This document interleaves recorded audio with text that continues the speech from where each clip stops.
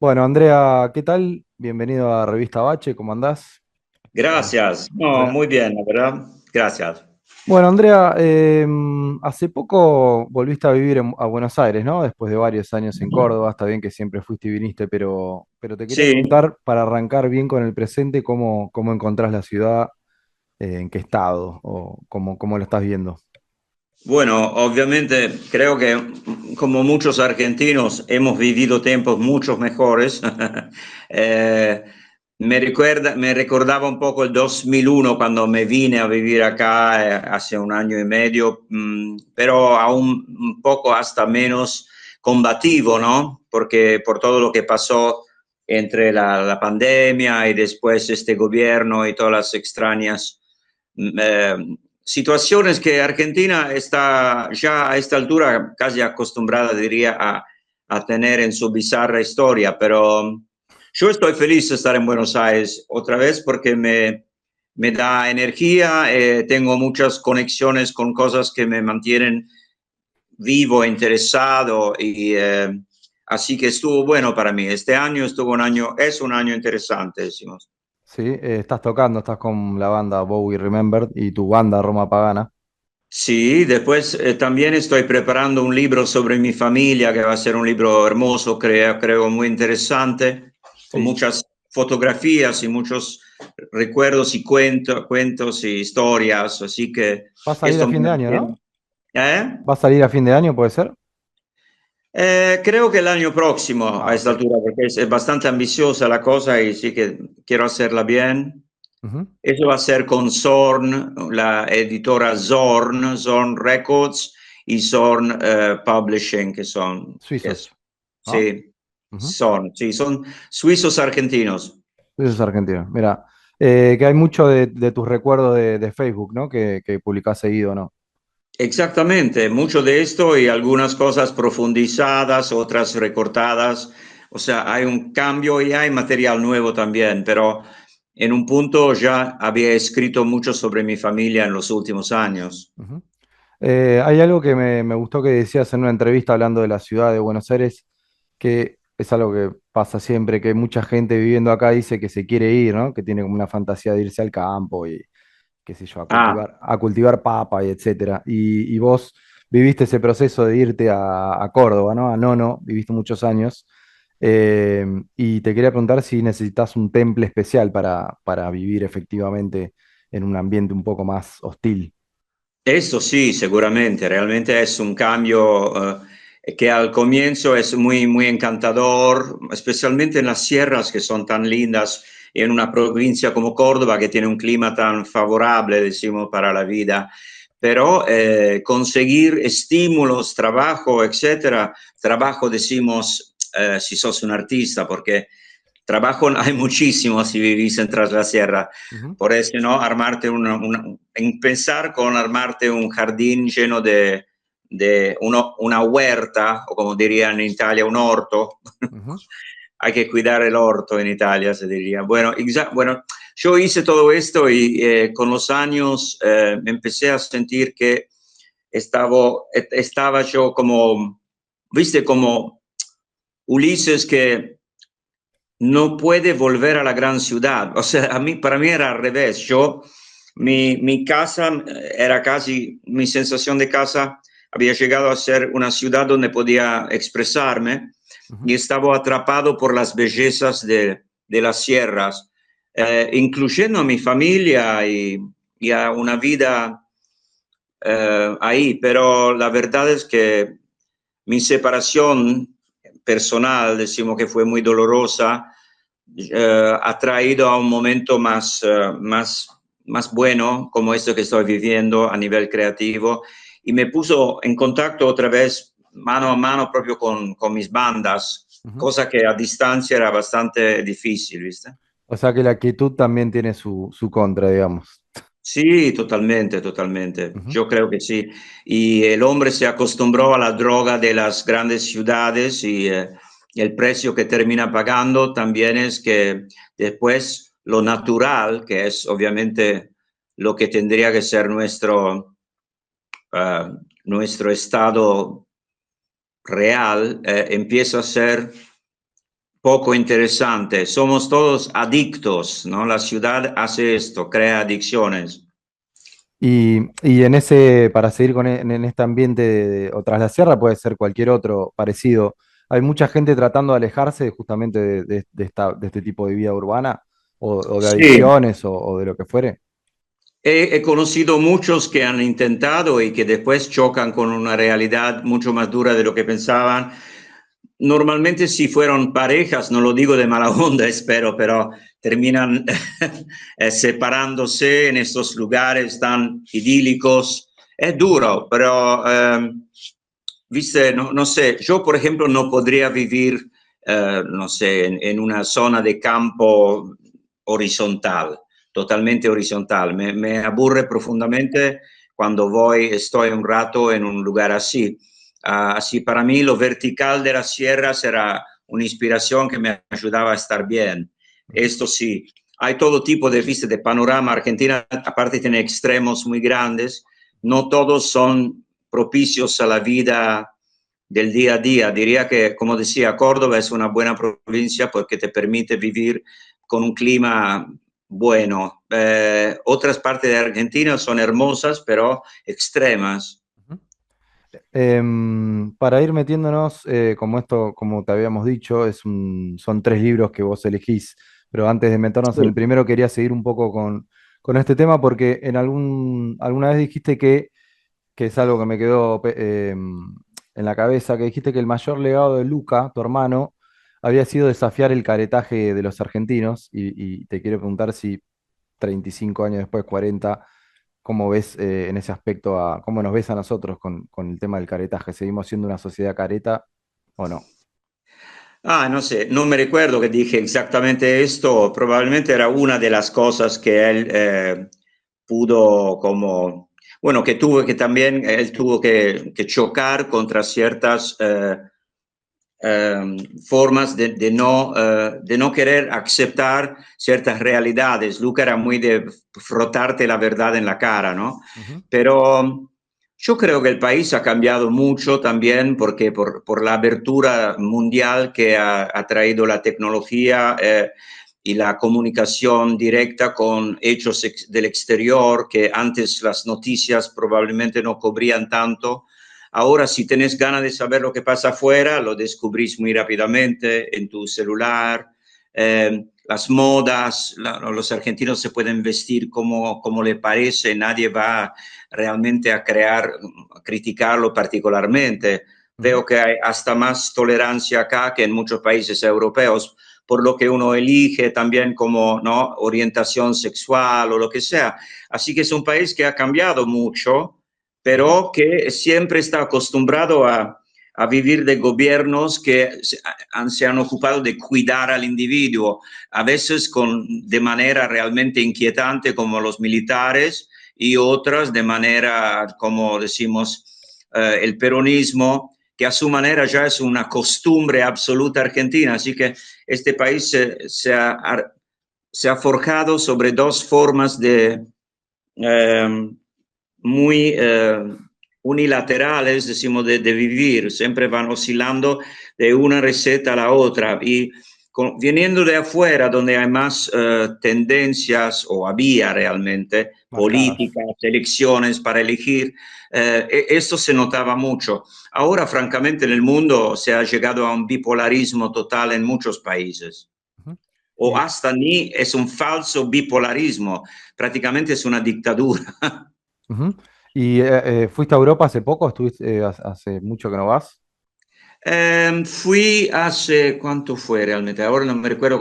Fui, estuve hace 7, 8 meses Mm. por 3 semanas Con tu banda, ¿no? y no, no, en este caso fui con mi pareja, mi Ah, ok. nueva pareja, fuimos a Roma Ujú. por una película italiana que se está haciendo sobre la vida de mi hermano Sí. y me hicieron una larga entrevista en Roma y Ujú. me quedé ahí unos días más, pero la verdad que siempre es muy interesante volver porque es como estar con los hijos de amigos que los ves crecer, ¿no? Uy, ¿cómo creció? ¿Viste? Bueno, Ujú. lo mismo me pasa cuando vuelvo a Italia. es como, uy, ¿cómo cambió esto? O esto no, o esto sí, ¿viste? Es como tenés una visión más clara de quién está en el flujo continuo. ¿Y cómo está, cómo lo ves? ¿A Italia o a Europa en general, ¿no? Está muy polarizado todo. Ah, bueno, realmente desde el punto de vista creativo es un Claro. desierto absoluto y total. Todo está basado en el turismo. Realmente la plata que hace Italia hoy en día, de las grandes empresas que hicieron famosas a Italia, entre las cuales las de, no sé, del automotor, ¿no? Como Fiat, Ferrari, Maserati, Ujú. Lamborghini, lo que sea, El norte. Ducati, todo esto son prácticamente propiedad de multinacionales ya. El Italian Design se vendieron todos a los chinos, pertenece a China. O Ujú. sea, en un punto la identidad de Italia está en gravísima crisis. Los italianos están desesperados porque piensan que están perdiendo su fuerza, que es su identidad muy antigua. Pero francamente, mira, el imperio romano estaba hecho de miles, millones de personas que venían de otras partes del imperio. Hasta sus emperadores, muchos fueron españoles o hasta norteafricanos, así que todo eso es una repetición, pero para los fascistas es una buena oportunidad para seguir quejándose. ¿Y culturalmente o la movida de rock? Vos tenés un hijo viviendo allá, ¿no? Ahora Sí, está tocando. ¿Cómo es la mi movida? hijo realmente tengo el tremendo honor y placer de decir que es un miembro de una de las mejores bandas que he escuchado en mucho tiempo en Italia, una banda que se llama Bivio, que es bifurcación en Bifurcación. italiano, Ujú. Bivio con B larga y V corta en el medio. Y ellos también sufren del hecho de que la calidad no tiene obviamente apoyo por parte de las discográficas o de los grandes canales o de los medios. No, eso es todo un arreglo entre de negocios muy banal a esta altura. La persona que tendría que ocuparse de música ya no lo hacen y los que se ocupan de música son hombres de negocios que no saben mucho de música y no les interesa. Ujú. Vayamos con el primer libro, si te parece que Sí, el orden lo elegí yo porque vos me lo pasaste medio cambiado, pero es Fluyan mis lágrimas, dijo el policía, de Philip K. Dick, de 1974. ¿Por qué lo elegiste? Sé que has leído mucha ciencia ficción, te he escuchado decirlo. ¿Por qué elegiste ese libro particularmente? eh, bueno, realmente uno de los primeros escritores que leí fue Philip K. Dick hace muchos años en una collana, como una collana es como una serie de libros de ciencia ficción de varios autores, me gustó él, pero en este caso esta es una historia de un cantante pop y una estrella de la televisión Ujú. que ha sido mejorado genéticamente ya cuando nació, aunque él no lo sabe. Estamos en un futuro muy parecido a nuestro presente. Esto fue escrito en Eh, los 70, sí. sí, es un libro de los 70, pero habla del 88, o sea, un futuro no muy lejano por los del 74, cuando lo Ujú. escribió. Estados Unidos está bajo un régimen policial y el protagonista, hay varios, como siempre en muchos libros de Philip K. Dick, hay algo interesante que él tiene como distintos polos que son protagonistas. En este caso, uno es Jason Forrester, que descubre una mañana que ha sido borrado en Ujú. cuanto a su identidad, o sea, no está más en el Internet, que obviamente Dick ya había considerado como el futuro posible. No está ahí, no tiene documentación, nadie lo reconoce y el tipo entra en paranoia total.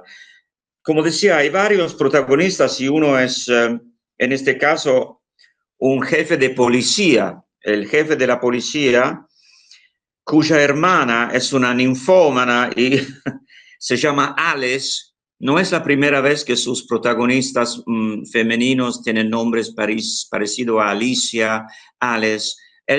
Dick tenía una fascinación con las mujeres de pelo morocho, de pelo oscuro, que eran siempre como tentaciones muy fuertes a nivel erótico. Y esta hermana es drogadicta, así que le crea muchos problemas a un jefe de la policía tener en su familia a un personaje peligroso, decimos. Y todos esos elementos se van mezclando, como siempre en Philip K. Dick, con historias casi de banalidad del día a día de personas comunes, mezclados con situaciones cómicas, absurdas, de Ujú. humor negro, y muchas consideraciones también filosóficas, porque al final es un filósofo. Una de las cosas que me fascina de él también es su apego a la raíz alemana de Estados Unidos, Mm, que es muy presente en sus libros. Él a claro. veces hasta escribe frases en alemán. Te recuerda continuamente que, según él, la cepa norteamericana, aunque habla inglés, ha sacado más de la fría, pragmática mentalidad de los alemanes. Y Ujú. eso siempre está presente. Y eso es una de las cosas que crea cortocircuitos en sus personajes, especialmente los como el jefe Felix Buchmann de la policía, que sufre muchísimo en sus crisis de ética y de moral, ¿no? Así que gran escritor para nuestra generación, diría, porque estaba considerado un escritor de ciencia ficción paranoica en su Exacto, momento. exacto. Hoy en día esta no es, ya no es paranoia, es real y es Ujú. tremendo ver cómo lo que era considerado paranoico en su época, que también escribió cosas maravillosas en los años 60, pero digo, él ya sabía, ¿no? Sabía algo que ahora estamos consumiendo y como en muchos casos de grandes escritores de ciencia ficción, probablemente ha influenciado hasta las decisiones tomadas por los jefes tecnológicos de nuestra época. Ujú. Y se podría decir que es un adelantado, y vos haces, admirás mucho a Bowie, tenés una banda que lo homenajea, o mejor dicho, hace su música, y también Sí, te has referido a él como un adelantado. ¿Qué podrías decir que es un adelantado, viéndolo en retrospectiva? yo creo que ¿Qué hace una es persona adelantada? una persona curiosa que se ha informado mucho, que observa mucho las personas y que se empieza a dar cuenta cuáles son las tendencias que en un punto tienen que llegar a un resultado, nada más que esto. Un gran escritor como H.G. Wells, que nos dio, ¿no?, La máquina del tiempo, para decir tantos libros, pero Ujú. él también fue dicen un visionario, como Jules Verne. Bueno, no sé si eran visionarios, seguramente eran personas con un alto coeficiente de inteligencia Sí, observación. exacto, sí, sí, de sensibilidad y mezclada con cierto pragmatismo, porque no estamos hablando de haditas o de elfos o de cosas así. Estamos hablando de del posible futuro del ser humano, cosas que muchos escritores de ciencia ficción que no fueron tomados muy en serio, no era un género tomado muy en serio en el pasado, excepto algunos casos como George Orwell, ¿no? Por ser, pero digo, en general la ciencia ficción era como casi una pulp fiction. Ujú. Hoy realmente hay que volver a considerar varios de estos escritores. Ballard, ¿no? Ballard es otro. También, sí, Ujú. sí. Mi mamá lo conoció porque mi mamá nació en Shanghái y él era de Shanghái. Las familias de mi madre y los Ballard se conocían, así una Mira, mira, muy mira. loco. Muy Sí. loco. Pasaron tiempo en un campo de concentración, ¿no? Después de Mis en la Segunda Guerra. padres, Ujú, sí, mis padres con mis dos hermanas cuando eran muy chicas. ujú. Pero mi papá vino de Italia y estaba en Pekín. Mi mamá nació en China, escocesa, y creció en toda esta comunidad europea que vivía en Shanghái, que era la París de Oriente, la llamaban. O sea que vos, tu vínculo o el vínculo de los Prodan con la cultura china u Oriente, que en ese momento quizás era más misterioso que ahora, ¿no? Ahora hay mucha información. Ah, sí. Vos lo tenés presente, digamos, desde chico. Sí, yo sí, solo porque mis padres, cuando no querían que Luca y yo comprendieran de qué estaban tramando, hablaban perfectamente en chino, Ujú. que era bastante cómico porque si los veías eran dos occidentales típicos. Pero la cosa fascinante de China que mi padre dijo, hablando de previsiones, ¿no? Dijo cuando yo era muy chico, me decía, el día que China decide sacarse de encima el comunismo o se inventa una manera para que el comunismo sea capitalista, aunque parezca raro, me decía, va a comerse vivo a todos, porque son como los napoletanos del Oriente, son muy vivos, pueden ser muy truchos, así como extremadamente capacitados. Y a los Ujú. japoneses le rompen el culo porque son mucho más inteligentes. El japonés es metódico como el alemán, aprende, va lentamente, avanza y hace, Ujú. copia. El chino te puede copiar una cosa, te la hace trucha o buenísima, pero la tiene muy clara. Así que me dijo, y yo pensé, ¿para qué voy a aprender el chino? Y mi padre me dijo, yo te lo enseño al toque, tenés buen oído, lo vas a aprender. Y yo no, nunca aproveché, pues mi papá murió y acá estoy con China, país número uno prácticamente del Sí, planeta, y con una casa en China que tendría que ir a buscar, que era la casa que sí, Mao Zedong le robó a mis padres. sí, sí, sí. Esa historia, vos dijiste que Xi Jinping había habilitado la posibilidad de que quienes tenían una propiedad en China y fue Sí, expropiada con Mao, volvieran a recuperar los papeles. ¿En qué quedó eso? y tendría que ponerme las pilas. La verdad que perdí un poco con la historia de la pandemia, que todos quedamos dormidos, confundidos, un poco asustados. Perdí el hilo de la situación. Iba a ir a hacer un documental con un director argentino. ¿Vos viste la película La Flor? Sí, no, no la vi, la de Ginás, no la vi. Va, Bueno, Ginás quería seguirme con una pequeña troupe y hacer un documental sobre el Prodan claro. que intenta reclamar su casa en medio de la burocracia china moderna y a ver si era posible, fantástico, pero si Sí, no, sí. también. Y querías hacer un centro cultural, ¿no? Intercambio argentino. Ah, veo que estás Sí, informadísimo, sí, sí, sí. totalmente, sí. Muy bueno. Sí, Recién hablabas de ser curioso o inquieto, y yo te quería preguntar un poco por tu generación, ¿no? Vos sos del 60, 61, sí. y en retrospectiva, de varias décadas después de haber vivido y visto mucho, ¿vos crees que es una característica muy común de tu generación, la de ser inquieto o curioso, incluso nómade, en comparación con el mundo Ah, de hoy? mira, la mayoría de mis amigos italianos que tienen más o menos mi edad quedaron todos en Italia. Ujú. Pero eso porque el romano dice, estoy tan bien acá que me voy a complicar la vida afuera, ¿viste? Y yo me quería complicar la vida afuera, me parece. O Ujú. sea, yo tenía ya un ping pong entre Inglaterra e Italia y ninguno de los dos me terminaba cerrando completamente y no sé qué quería, ¿viste? No sabía qué quería. Pero cuando encontré Argentina con todos sus contrastes y absurdidades y vuelos pindáricos y su historia increíble me sedujo mucho y terminé siendo escorpiano, que creo que le gusta un poco el baratro o mirar, estar en lugares de peligro. Elegí esta tercera vía y acá estoy. La tercera posición, digamos. Sí, gracias a Dios, tuve mucha suerte, gracias a Luca también. Ujú. Y vos sos obviamente de la generación del rock, ¿no? Que el rock representaba, sí, representaba una ruptura con las generaciones de tus padres y era un choque un poco, un contraste grande. Sí, ¿Y qué significa hoy rock para vos o qué mira, representa eso? sigue siendo muy importante para mí, hasta diría que es mi linfa vital número uno en este momento. Si considero todas las cosas que hice en mi vida, la que más placer me da, que me despierto la mañana con ganas, es eso de tocar en bandas y Ujú. de poder expresarme a través de algo aparentemente superficial como el rock, porque el rock, como la película Spinal Tap, ¿no?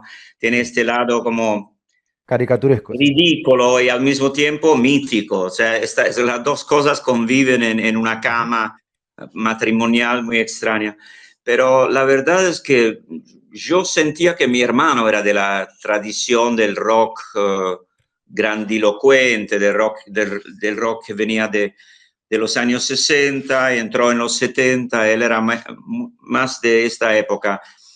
Yo cuando empiezo a ser realmente muy interesado en algo actual que podía ir a ver y ver en el momento. Fue en el 76, 77, 78 en Inglaterra, que tuve la suerte de vivir ahí. El Y punk. así que, claro, para mí el punk fue muy, muy importante. Mira, justo hoy tengo una remera de The Clash The Clash. encima, que Ujú. es la banda que me revolucionó la cabeza en el punto de decir, hay que actuar de una manera sociopolítica, pero es como una provocación importante, como el hippie que ya no cree tanto en la palabra amor todo el tiempo y que todo va a ser solucionado sin grandes esfuerzos. No, como el punk fue la última versión más dura y algo autodestructiva del hippie. Y Ujú. yo me sentía una mezcla entre la sangre hippie que tenían mis hermanos mayores y hermanas y este nuevo nihilismo que a veces me agarraba como una ola, una new wave un poco oscura, ¿viste? Susie and the Banshees, me gustaba Magazine, Wire. Si lo analizo hoy, las bandas que más me gustaban no son tan alegres, pero a Luca, por ejemplo, le encantaba Joy Division, a mí me parecían demasiado deprimentes. Ujú. Ahora los puedo consumir desde otra mirada, pero en su momento no quería mucho ir a ver a un show de Joy Division, muy raro, pero es así. Y el concepto de outsider o rebelde, ¿no? Que en ese momento quizás que significaba una cosa, hoy, ¿qué te significa habiendo visto No, yo tanto? nunca, yo personalmente tenía mi personal manera ya era outsider por naturaleza, como todos los Prodan, porque no éramos típicos italianos ni típicos ingleses, éramos como un poco cosmopolitas, que era una cosa buena, pero nunca sos realmente del cepo puro europeo que todos esperan de ti. Por Ujú. eso digo, en Argentina nos abrió la puerta a una confusión mmm, eh, de ADN que nos gustaba, creo. No, hablo por Luca, no sé, pero creo que sí. Y así que no, me perdí. No, no, no, estamos hablando del significado de ser rebelde, ¿no? Que quizás Ah, sí. fue cambiando a lo Nunca me largo de... consideré rebelde. Hasta en la escuela sí, era como medio travieso, me mandaba en situaciones o escapé también como Luca del servicio militar, pero zafé gracias a la ayuda del novio de mi hermana que mandó varias botellas de champán de su producción al coronel que me quería mandar preso por 8 meses en la cárcel militar de Gaeta, cerca de Nápoles. Pero todas historias así. Pero francamente nunca me sentí como que con el estandarte del rebelde, ¿no? Ujú. No, esto no. También porque mi hermano realmente era rebelde. O sea, mi hermano era un quilombero de profesión, propio le gustaba y necesitaba de esto por como esta fricción es lo que lo mantenía vivo, como mi madre era medio así también. Yo francamente no, paso de ser vago a meterme en quilombo sin querer mucho, pero no es una rebeldía viva, decimos. Y bueno, la pregunta también es por hoy, ¿no? Porque incluso te preguntaba por tu hijo que está en el rock. Y Sí, qué imagen queda de esa rebeldía y si hace falta hoy ser rebelde, ¿no? O cómo se hace para polemizar sí. un poco en una industria quizás un poco más domesticada, ¿no? Yo lo que intento a esta altura es no decirle continuamente a mi hijo, uy, que te perdiste una época buenísima que era el punk, o como que los chicos de hoy ya no son como, viste, porque realmente los estás bajoneando continuamente. El problema con nuestra generación y la anterior puede ser, es que siempre están diciendo que el pasado era mucho mejor que hoy. Ujú. Yo veo que mi hijo igual y su generación son súper amorosos, Ujú. son muy creativos y tienen como una forma de ética que me sorprende mucho. Todo él y sus amigos, o sea, pero viven en un mundo francamente, realmente inquietante, ¿no? Y ahí donde uno piensa siempre que après-moi le déluge, ¿no? La clásica frase que después de mí se termina todo y todo lo Ujú. han pensado, Ujú. pero realmente estamos a un nivel donde los niveles éticos o de empatía están siendo borrados muy rápidamente. Ujú. Por otro lado, después te digo, me quedo en compañía de los amigos de mi hijo y veo que hay gente espectacular, mucho mejor que la gente de mi generación, menos egoístas, decimos. Menos competencia quizás, o menos... Menos competencia. Bueno, yo fui educado en un clima de competencia. Mi papá era muy competitivo porque era competitivo de joven, eh, como deportista, después como en su trabajo como experto de arte chino, había competición continua. Estábamos también, crecimos yo y mi hermano en un clima de competición continua que era no solo familiar, sino propio de la educación británica del colegio, ¿no? Ujú. Así que no considero que tengo las llaves de alguna cosa para enseñar mucho a mis hijos, pero Y antes de meternos en el segundo libro, te quería preguntar también, hablando de esto de la cultura rock, por la autodestrucción, ¿no? Por las drogas, sí, por toda una cosa que en un momento era romantizada y claro, viéndolo hoy quizás, bueno, se llevó a mucha gente, ¿no? En el medio. sí. ¿Cuál es tu relación o tu visión hoy de las drogas? Obviamente son temas personales, pero quizás alguna Eh, parte social de eso. bueno, cuando ero chico no sabía nada de las drogas realmente. Después empecé a darme cuenta que la generación que tenía que ver con mi segunda hermana, no la más grande, que ella ya zafó de esta Miquela, generación, con Claudia, Claudia, claro. mi segunda hermana, sí. Sí, Ella ya estaba en contacto con lo que fue una tremenda ola exacto. de muertes en Europa, especialmente en Italia, muchísimo Con por la heroína. heroína. Ujú. Sí, que fue después de muchos años, indígenas han demostrado que esto fue manejado por los mismos gobiernos de derecha en Italia como para borrar con toda una generación de chicos que acá borraron con los milicos, pero decimos chicos pensantes con ideas probablemente filo socialistas o sí, chicos, a veces chicos de clase burguesa, clase medio alta, que podían permitirse comprar heroína que era cara. Ujú. O sea, empezaron a desaparecer muchísimos jóvenes gracias a las drogas pesadas y Luca cayó exactamente en esta generación de personas que se encuentran con el final del sueño hippie y con el despertar de la época, si querés, Watergate, ¿no? Y todo la resaca del Vietnam que continúa, toda la resaca de las esperanzas y esto fue muy duro psicológicamente para gente que creía en muchas cosas que después de un rato al otro se encuentran traicionados por una idea, decimos, un Ujú. ideal que fracasa o algo así. Así que y yo Y llegué después, como volviendo al punk, yo llego a una mirada ya más como temorosa de las drogas, de cuidado con esto, hubiera podido caer en la cocaína, pero Luca me había avisado que las dos drogas que él menos quería, me dijo, la peor de todas es la heroína porque es muy placentera, especialmente si sos de nuestra familia, por ejemplo, que tienen problemas de, de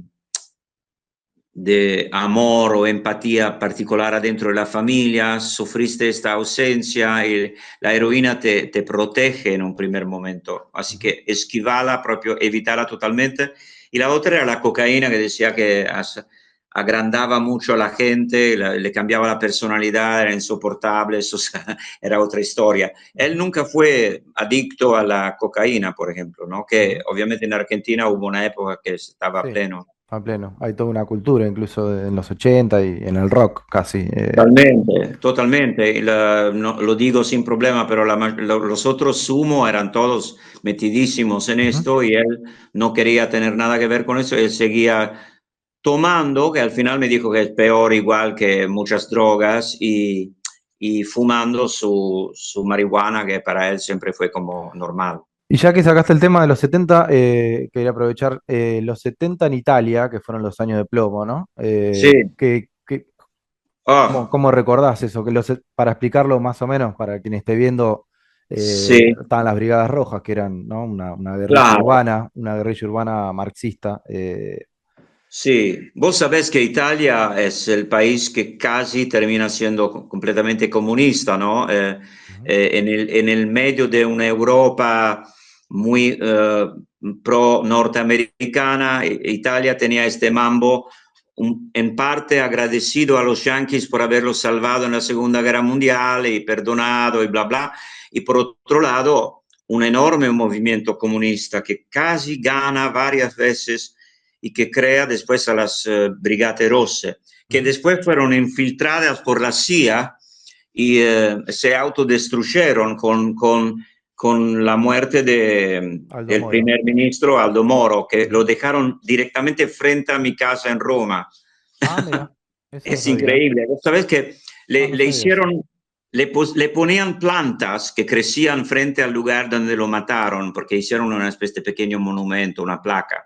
Y estaban esta planta y Luca de noche fue a plantar sus plantas de marihuana ahí. Y había un empleado del gobierno italiano que venía a regar la marihuana de Luca abajo del donde dejaron Moro, para decirte el plan surreal que Luca armaba ya en Italia. Ujú. Pero sí, sí, no, Italia igual en los años 70, desde el 74 al 80 era densísimo, realmente un país denso, el color predominante era un marrón, gris, azulado, Ujú. muy pesado, un Pero país muy politicizado, todos los jóvenes eran o de derecha o de izquierda, pero muy politicizado, muy denso, eso horrible.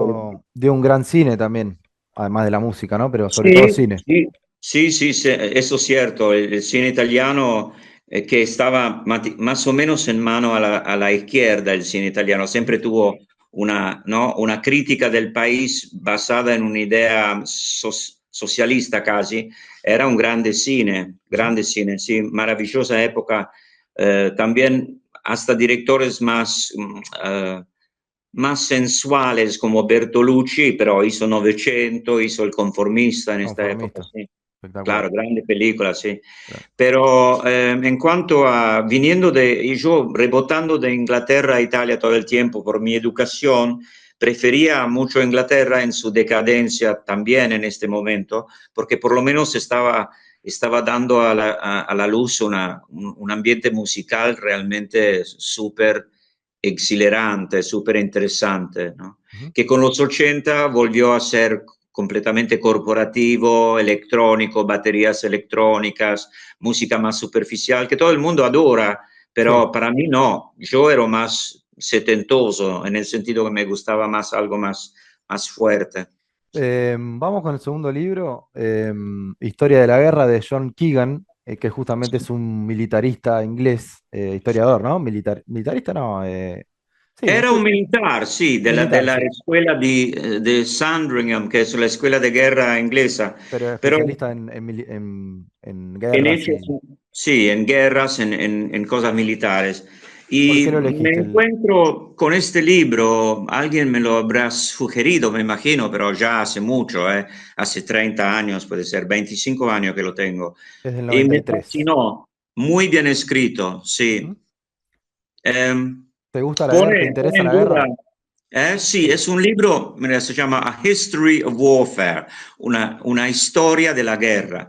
Y lo que pone en duda es la famosa e influyente máxima de von Clausewitz, ¿no? Que era este prusiano que había estudiado las guerras, que afirmaba que la guerra es una extensión de la política por otros medios, decía. Ujú.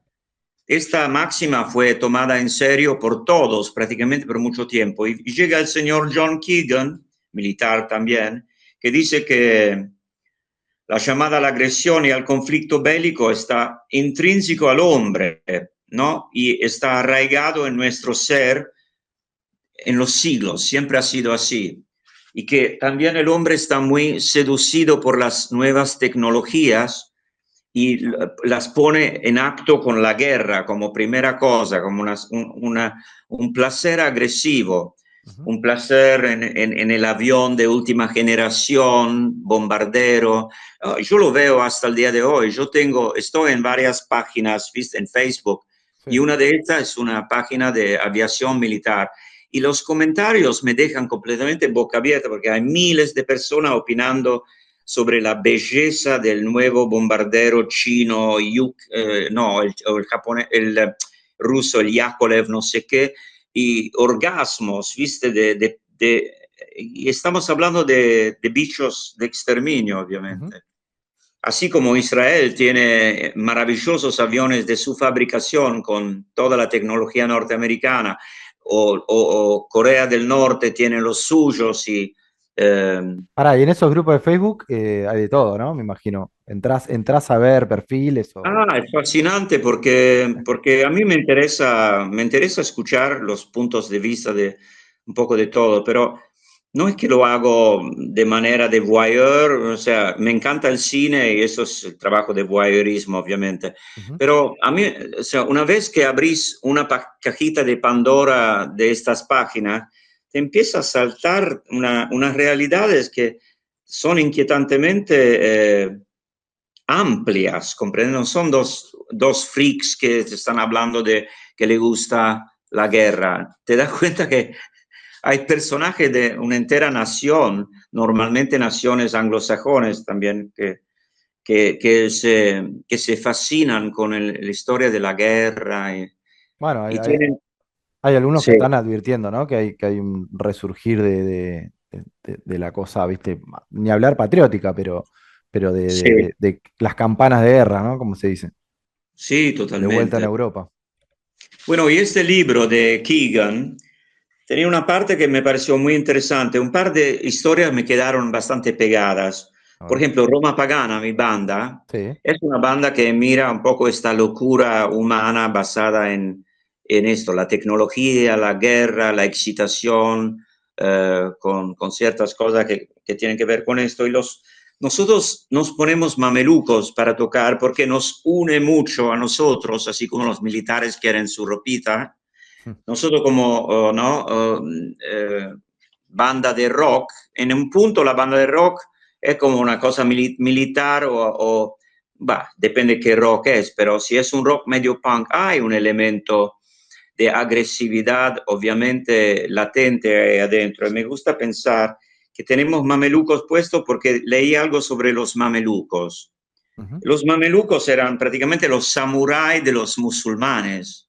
O sea, eran un grupo de élite que estaban preparados a la guerra y eran envidiados por todo el planeta. Fueron ellos que hicieron que el pequeño mundo árabe se expande de manera increíble, enorme, llegue a cubrir todo el norte de África con los musulmanes que llegan a África al norte, llega, ¿no?, a las puntas más alejadas del oeste, el este, y, y que ellos como grupo de tarea chiquitito, pero poderosísimo y súper artesanal casi, sabiendo, ¿no?, cómo luchar, cómo hacer la guerra, desaparecen prácticamente de un día al otro con la llegada de las armas en pólvora, con la tecnología, donde sus adversarios, en este caso los ingleses, dijeron, bueno, yo no me voy a acercar a este tipo porque me va a hacer mierda a mí y a todo el pelotón,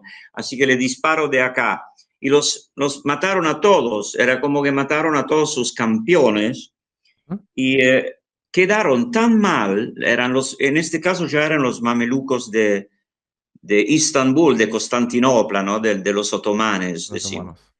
humanos. Sí, los otomanos fueron, esos mamelucos fueron completamente aniquilados en una sola campaña y fueron tan ofendidos que el sultán dijo a los ingleses, pero che, no, no es así, no pueden hacer así, como que con las armas nos matan a distancia. Bueno, imagínate, o sea, las guerras modernas, como vimos no solo en Vietnam, pero después ¿cómo se dice? En Kuwait, ¿te acordás? Golfo, En la sí. guerra, sí, Afganistán, Irak. exacto, Desert Storm y todo eso, eran aviones que disparaban sus misiles de centenares de kilómetros de distancia y mataban a gente sin ni acercarse al conflicto. Ujú. Y estaban totalmente orgasmizados por el poder que tenían de fuego estos aviones, estas armas. Ujú. Así que el Bueno, libro estudia todo esto, ¿viste? ujú. Para ir ya metiéndonos en la recta final, que igual falta un Sí. ratito, pero quería hablar un poco de cine. Vos tenés obviamente un pasado presente, no sé si sigue siendo presente. No, no, pasado, Bueno, pasado. fuiste actor, fuiste colaborador de dirección de fotografía. Me quedó algo que Sí. dijiste que tu sueño o tu objetivo era ser director de fotografía y fuiste por otro lado. No, quería saber un poco cómo ves hoy el cine europeo, ¿no? El cine italiano. ¿Cómo es ahora? Si estás al tanto, si ves, si seguís un Mira, sí, poco. lo veo, lo sigo y cuando vuelvo a Italia lo sigo de cerca porque tengo muchos amigos actores todavía y mi mejor amiga es una casting director, así que Ujú, la ayudo hasta con su trabajo, con visionar actores, ujú. que es una cosa tremenda, ¿no? Porque vos elegís quién será y quién no será en una película, es como el juicio universal, tremendo. Sí, Pero, mi y antes pasaje yo por era eso. uno de los pobres boludos que elegían o Exacto, no. exacto. Pero, no, diría que el cine italiano igual está viviendo un momento un poco estancado ya, pero tuvo en los últimos 10 años una repercusión bastante buena en cuanto a nuevos actores, nuevos guiones, no está mal. Yo viví una época muy conflictiva cuando yo era protagónico o actor de películas porque era el final de la época de los muy grandes, con los cuales algunos pude trabajar, y después Fellini, entró en esta zona de limbo sí. donde no se comprendía qué es la Italia que vamos a contar, ¿no? No Ujú. era muy seductora esta Italia, ¿no? No. Y Vos hablás de esto, los 80, ¿no? sí, los Ujú. 80, los primeros 90, hubo un momento de grande crisis en Italia por parte de los productores, directores, guionistas, actores, obviamente, cosa que, como te digo, ya en el 2010 empezó a mejorar mucho. Ujú. Pero yo sí trabajé con directores que en Italia fueron muy bien vistos, gracias a Dios, y también pude trabajar con Peter Greenway, Eso, con... te quería preguntar por Sí. él. ¿Cómo recuerdas esa experiencia en el vientre del Bueno, arquitecto? O The sí, Belly of an Architect. The Belly of an Architect, sí, bueno, era un papel chico, era un papel Ujú. que yo tenía un papel mucho más grande, pero le dije no, no quiero hacerlo, perdón si te parezco caprichoso o hasta arrogante, pero realmente me gustaría hacer este papel. Y le dije cuál, y me dijo, pero boludo, son dos escenas. Y dije, pero ¿qué escenas? Me dijo, tenés totalmente razón, dale, es tuyo, me dio el papel. Y la verdad que son las más lindas, para mí es la mejor escena de la película.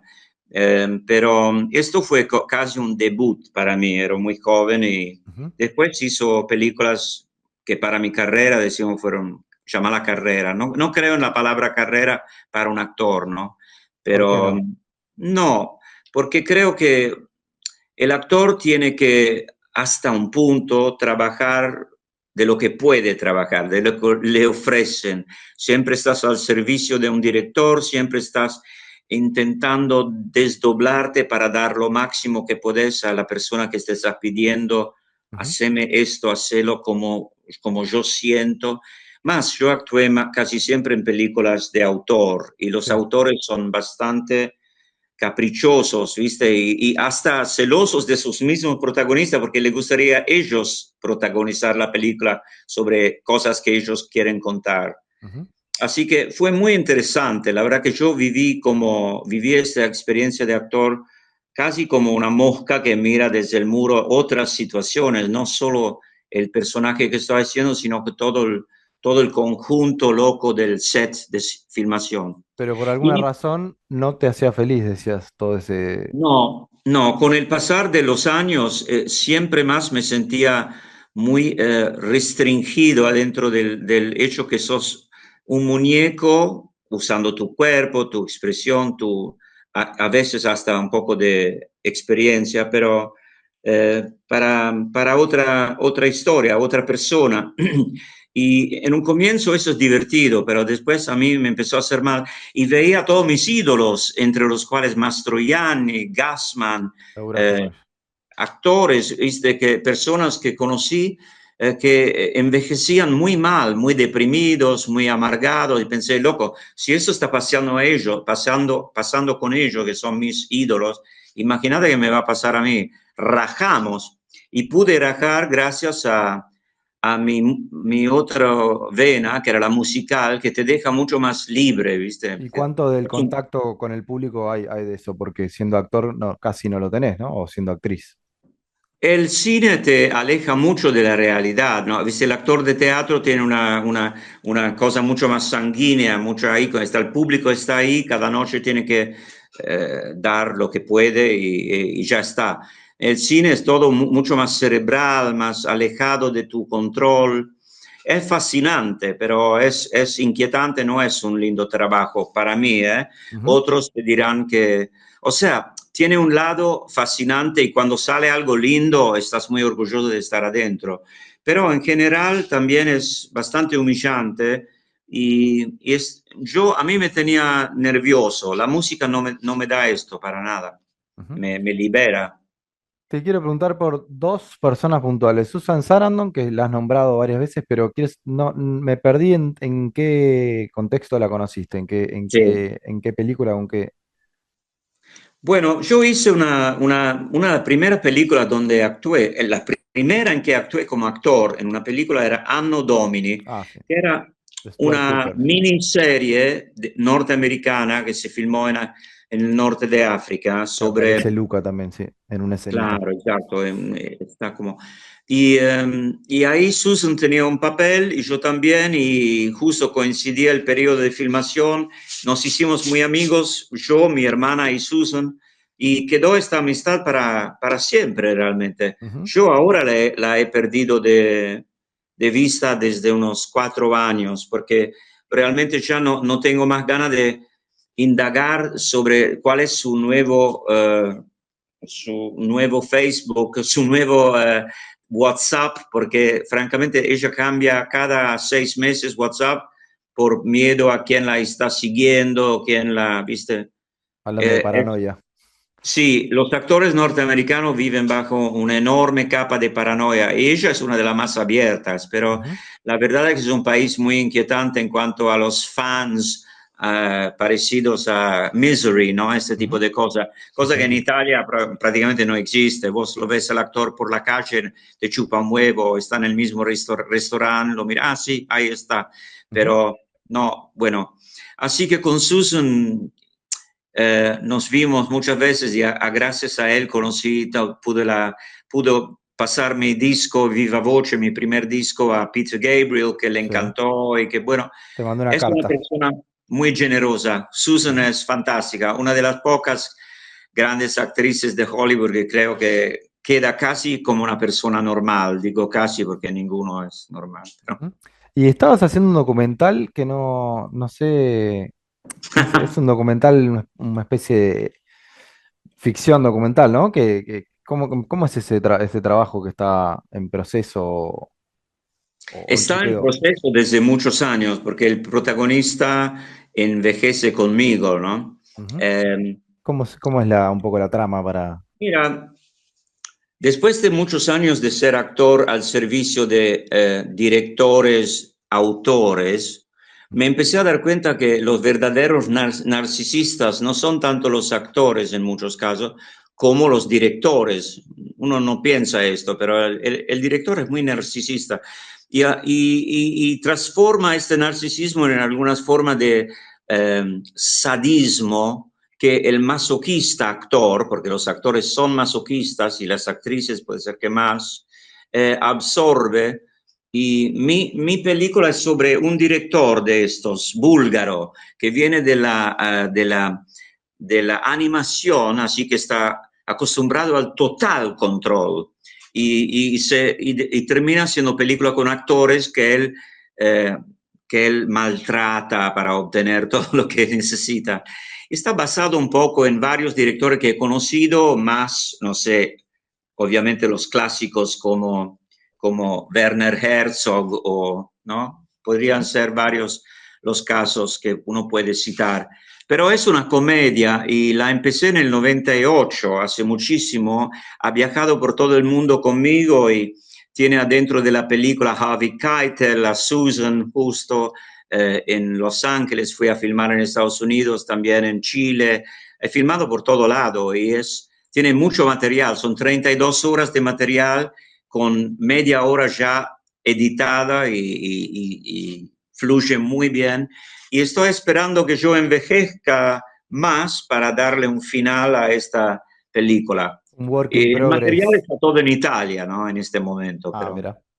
Es un work in progress que te va acompañando, digamos. Eterno.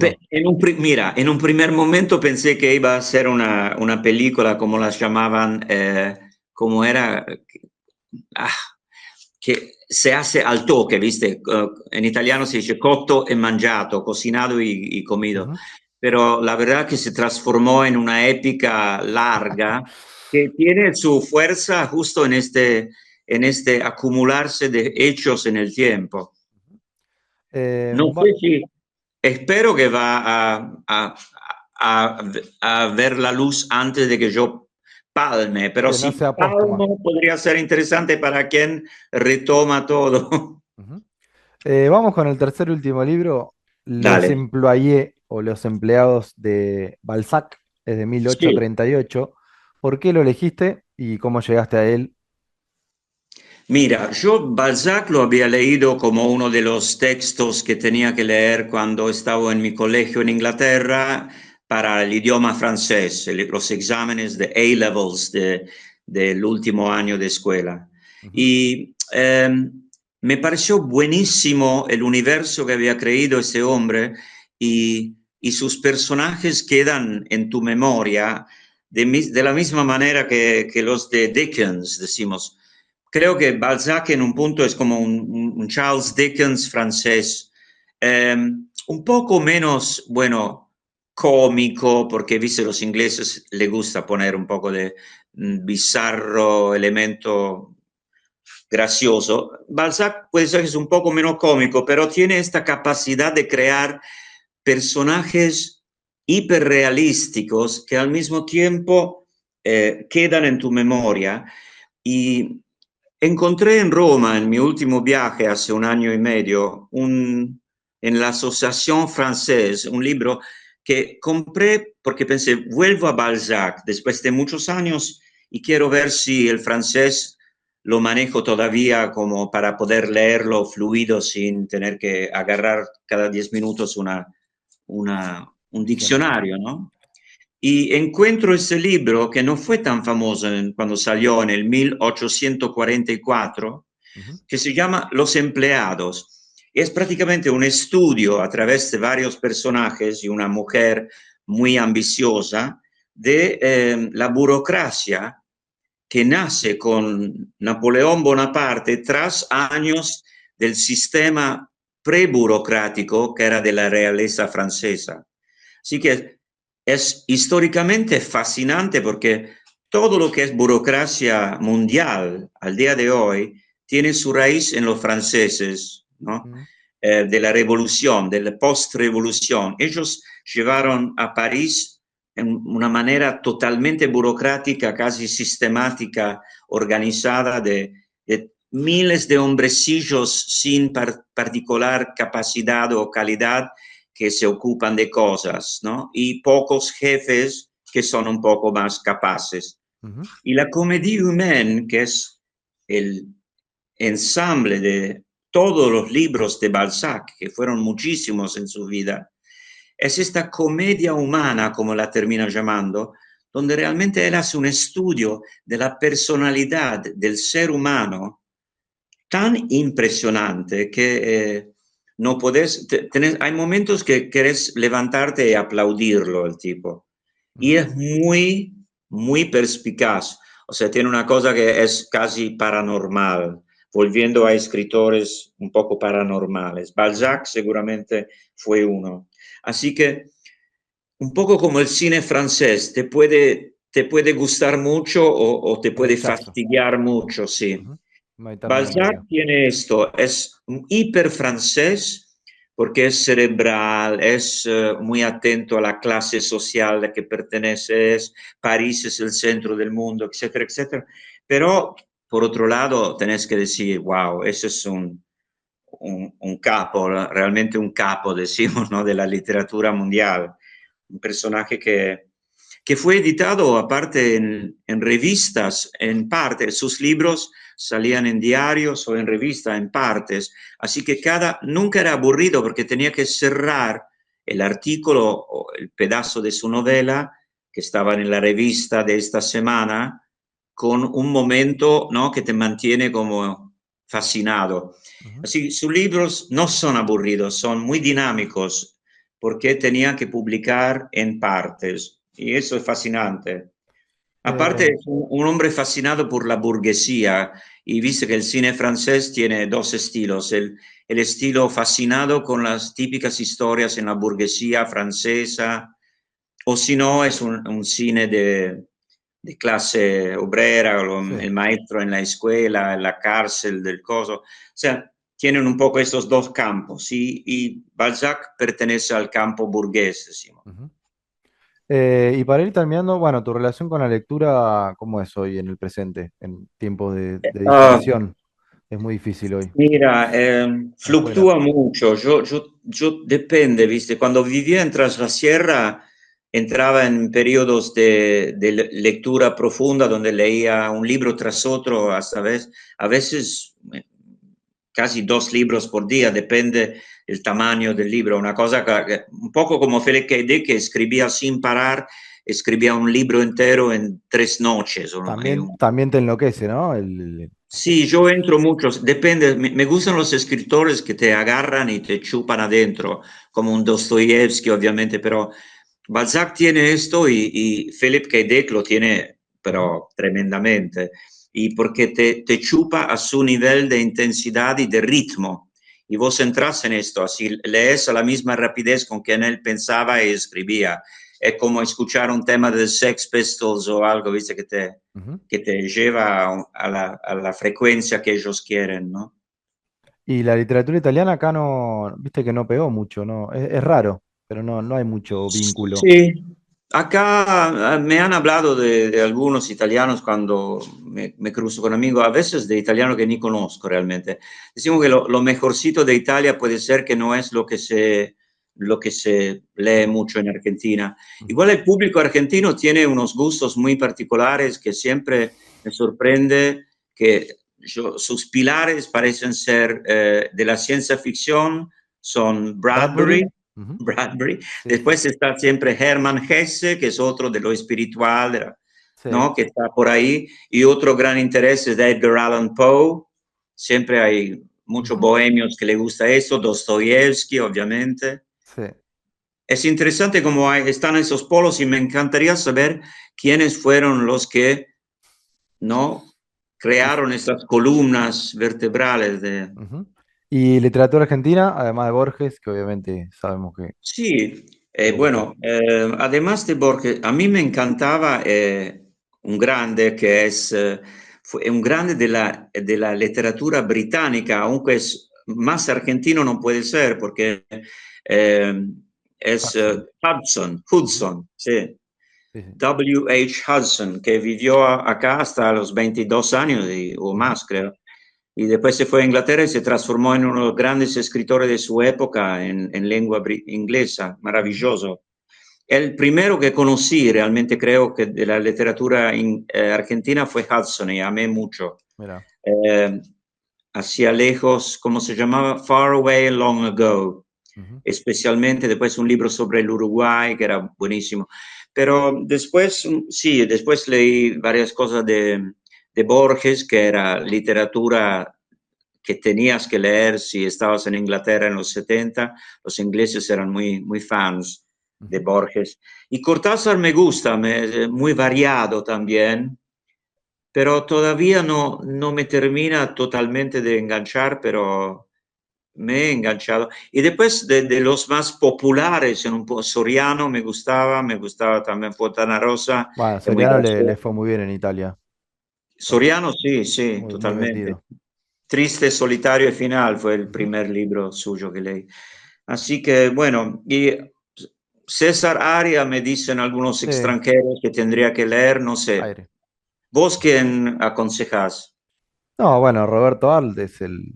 Ah, Quizás. obvio. Pasa que, bueno, vos sabés mucho, vos sabés español y sos casi sos argentino, Y pero a esa altura, para otros es difícil, quizás, porque claro, es muy de acá. totalmente, claro, Eh, y es es muy difícil de traducir, entonces, bueno, no es for export, digamos, sí, sí, sí. pero yo iría por ahí. Después, alguna cosa de Fogwill, Fogwill medio también. insoportable, pero está bueno también, cuando ¿Medio? es que insoportable probablemente Él sí, sí, el pero su personaje. literatura no, pero el personaje sí. Claro, exacto. Bueno, para ir terminando, te hago un pequeño ping-pong y ya te Uy. suelto. Sí, no es muy original, pero vamos a No, hacerlo no, igual. Te quiero preguntar los dos mejores y peores, los dos peores recitales. Uno de ellos es Bowie, te escuché decir, entre los, entre los peores recitales. Eso pobre. me causó mucha gracia. Lo viste en Roma, Sí, ¿no? sí, sí, sí. En el 80 y pico. Así fue 87, sí, en Ujú. Roma, en una cancha horrible. Y uno de los mejores recitales, Y sacando de. uno de los mejores recitales fue, extrañamente, lo que no me esperaba, Paul Simon. Mira. Con una banda tremenda hicieron temas del discazo que es Graceland y otras cosas, pero me sorprendió la calidad de sus músicos, la alegría que transmitía, música pura en el estado realmente de un grande, grande, Ujú. grande cultor de la buena música, sí, me sorprendió. Y Después, Battiato, acá, uno de los peores que vi fue un Divididos, pero en el año 96, creo, uno de los peores. cuando estaba todo mal, que se estaba yendo el batero, que se peleaba, estaban peleándonos en el escenario con todo el público, diciendo, danos una música, la canción, se olvidaron del público, estaban entre ellos puteándose, tremendo. Después lo vi unos meses después, ya con nuevo batero, en un lugar que se llamaba Dr. Jekyll, y Ujú. eran buenísimos ahí, pensé, qué grandes. Ahí tocó Pero, Morphine en el 97. ¿cómo? En Doctor Jekyll tocó Morphine la única vez que vino. Ah, Dios, no, Sí, no lo sí, puedo creer, qué sí, buen sí. show. Sí, yo no lo vi, Bueno, pero bueno, es histórico. mítico, Sí. sí. Bueno, un artista sobrevalorado, un músico valorado. Oh, Dios, no me gusta hablar mal de los músicos porque te vuelve el boomerang. O uno que Eh, nunca te entró, que es muy valorado por todos. y a mí no me gusta Spinetta. Ok, Es una cosa proprio de a piel, no sé, la poesía con la P mayúscula nunca me gustó mucho ok, realmente, ok. pero bueno, no todo, hay cosas que puedo escuchar y está todo bien, pero en general no es un músico que Ujú. tendría que amarlo, lo sé, pero no. ¿Qué actor podría ser de vos en una película o te gustaría que hiciera de vos? Tendría que ser Peter Sellers, pero murió ya. Murió, sí. Y por último, bueno, tres discos favoritos que no sean los que ya mencionamos, que es The Clash, etcétera. Tres discos. Sí, Bueno, voy a ir con raros, trata de que sean Pink, raros. Pink Flag, The Wire, Ujú, Bandera Rosa, The Wire, un disco que se llama Second Hand Daylight, perdón, pero Luz de Segunda Mano, que es de Magazine, que es ujú. otra tremenda banda británica que no tuvo el éxito que tendría que tener, pero los que aman la música saben de qué hablo. Y después, si tengo que elegir el tercero, el disco blanco de los Beatles, que no puedo no ponerlo ahí en la gota, obviamente. Ujú. Y por último, la puteada argentina que más te guste o que más uses. No, yo no la uso mucho, pero simplemente vos sos un pelotudo, proprio decirlo sin Sí, sí, todo sí. el resto, ¿no?